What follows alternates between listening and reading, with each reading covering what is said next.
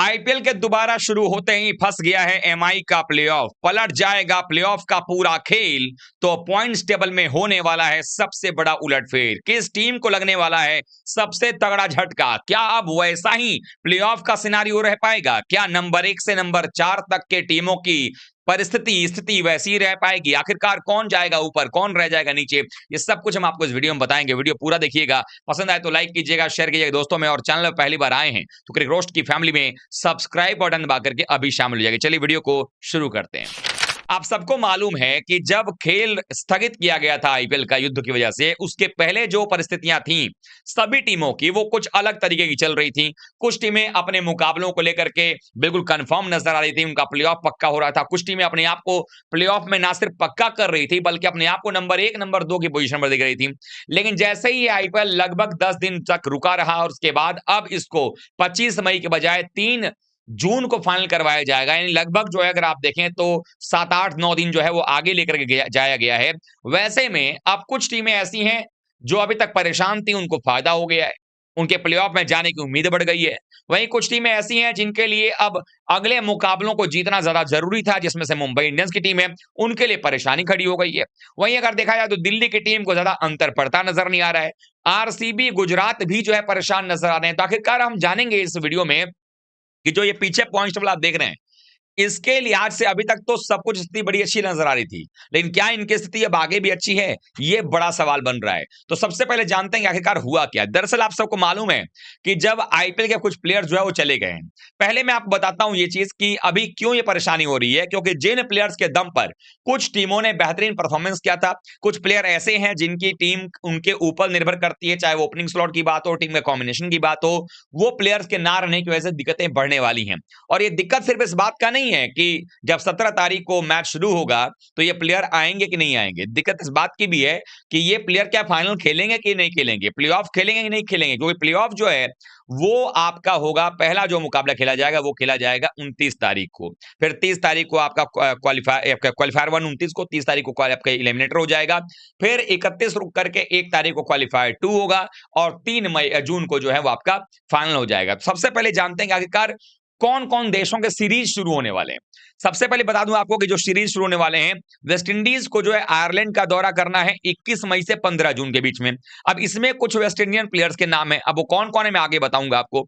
West Indies का England का दौरा है जो कि 29 मई से लेकर के 10 जून तक चलने वाला है। अब वेस्ट इंडीज जो है इंग्लैंड का दौरा भी करने वाली, इंग्लैंड और वहां भी करने वाली आपकी आयरलैंड का भी। तो अगर ये आप देखेंगे तो 21 मई से लेकर 10-15 जून तक जो है ये बिजी हैं। साउथ अफ्रीका को जिम्बाब्वे से खेलना है और वहां वो 3 जून को खेलेंगे। उसके बाद वर्ल्ड टेस्ट चैंपियनशिप फाइनल खेलना है ऑस्ट्रेलिया और साउथ अफ्रीका को। तो इन टीमों को ध्यान में रखते हुए हम ये जानेंगे कि आखिरकार इन टीमों में कौन से प्लेयर किस टीम को ज्यादा अफेक्ट कर रहे हैं। अगर हम बात करें सबसे पहले गुजरात टाइटंस की, गुजरात टाइटंस के बारे में आपको पता है कि 2 प्लेयर्स ऐसे थे जो इनके टॉप 4 में बने हुए थे, जिनकी वजह से इनका टॉप 4 जो है वो काफी हेवी था और ये टीम बड़े कंफर्टेबली अपने आप को प्लेऑफ में नंबर 1 नंबर 2 की तरफ देख रही थी। उसमें नाम आता है जॉस बटलर का और शर्फेन रदरफोर्ड का।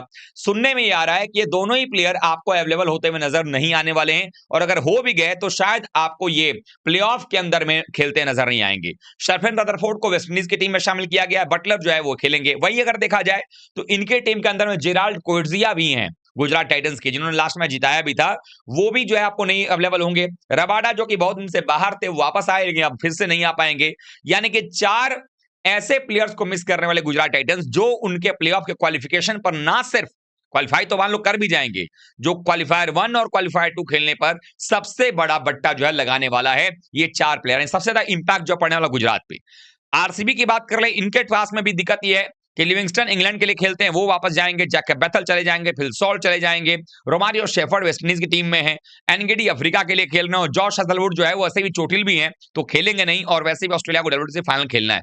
तो उसके बाद सबसे ज्यादा इंपैक्ट आरसीबी पर पड़ने वाला है। गेंदबाजी में हेजलवुड नहीं नजर आएंगे, बल्लेबाजी में बेथल, सॉल्ट, ये वो प्लेयर जो कि आपको शुरुआत देते हैं। तो आरसीबी के लिए मुश्किलें बढ़ गई हैं। उसके बाद आ जाते हैं हम पंजाब किंग्स। पंजाब किंग्स के पास जो है वो मार्को एंसन शायद ना अवेलेबल हो, और जॉश इंग्लिश। हालांकि पंजाब किंग्स बहुत ज्यादा मुश्किल में नहीं पड़ने वाली, उनके पास अपने घरेलू प्लेयर्स भी अच्छे खासे हैं जो उनके लिए भरपाई कर देंगे। लेकिन मुंबई इंडियंस का प्लेऑफ क्यों फंस सकता है वो मैं आपको बताता हूं, उसके पीछे भी रीजन है।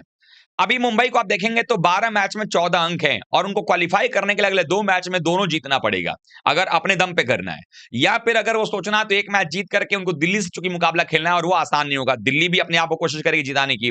तो मुंबई के लिए क्या है कि उनका जो टॉप ऑर्डर रोहित के साथ रिकल्टन ने इस पूरे आईपीएल में बहुत ही जबरदस्त अपनी ओपनिंग जोड़ी दिखाई है और रिकल्टन ने बहुत अच्छी शुरुआत भी दी है टीम को।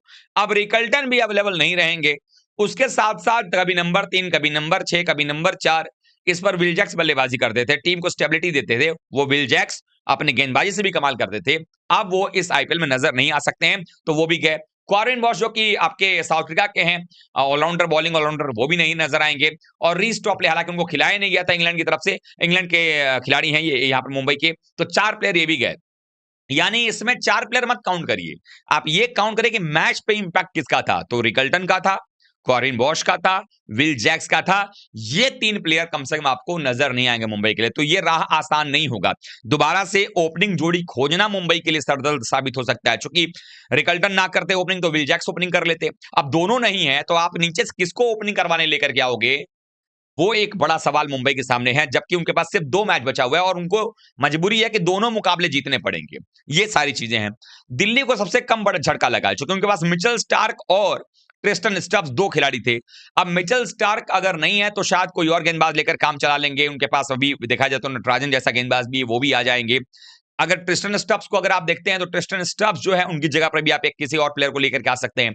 इनके अलावा इनके पास कोई ऐसा प्लेयर नहीं है जिसको कह दें कि वो आईपीएल मिस कर जाएगा। तो दिल्ली के पास ये क्षमता है और उनको मौका है कि वो आगे बढ़े, क्योंकि दिल्ली के पास में 11 मैच में 13 अंक है, उनके पास 3 मैच बचे हुए हैं और अगर तीनों जीतेंगे तो उनके पास जो है वो 19 हो सकता है। अगर देखा जाए तो वो एक मौका उनके पास बनता नजर आ रहा है।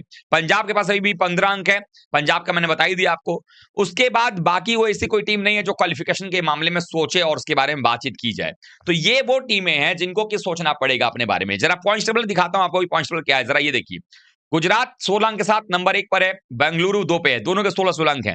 लेकिन इन दोनों को अपने एक-एक मैच जीतने पड़ेंगे। अब ये एक-एक मैच अगर जीत जाते हैं तो इनका 18-18 हो जाए, क्वालिफिकेशन जो है वो मुश्किल नहीं होना चाहिए। लेकिन नीचे की जो टीम है, पंजाब को देख करके लग रहा है कि पंजाब जो इस बार क्वालिफायर 1 खेलेगी। 11 मैच है, 15 है, 3 मैच में अगर 2 भी जीतेंगे तो 19 हो जाएगा, तो क्वालिफायर 1 जो है वो पंजाब खेलेगी। और मुंबई की टीम और दिल्ली में लड़ाई होने वाली है। दिल्ली की टीम की बात करें तो दिल्ली अगर अपने तीनों मैच जीते तो 19 हो जाएगा और मुंबई की टीम के पास भी 2 मैच जीतेंगे तो 18 हो जाएगा। अब दिल्ली और मुंबई के बीच अगर हम बात कर लें तो दिल्ली मुंबई के बीच में ही कोई ऐसी टीम होगी जो क्वालिफायर 1 के दूसरी टीम के तौर पर नजर आने वाली है। अब आप लोगों को क्या लगता है, क्या यहां पर जो है वो दांव उल्टा पड़ गया उन टीमों के लिए जो टीमें अभी तक बहुत शानदार कर रही थी? क्या गुजरात टाइटंस के लिए महंगा साबित होने वाला है? क्वालिफिकेशन तो चलिए फिर भी आप कर लोगे प्लेऑफ के लिए, लेकिन उसके बाद प्लेऑफ के जो मैचेस होंगे उसमें क्या हालात बनेंगे, वो सबसे बड़ा सवाल है। आप लोग क्या सोचते हैं कमेंट करके बताइएगा। वीडियो को लाइक कीजिएगा, शेयर कीजिएगा दोस्तों में, और चैनल पर पहली बार आए हैं तो क्रिकेट रोस्ट की फैमिली में सब्सक्राइब बटन दबा करके अभी शामिल हो जाएगा। मिलते हैं एक बार फिर से, तब तक लास्ट का बहुत बहुत धन्यवाद। थैंक यू सो मच दोस्तों।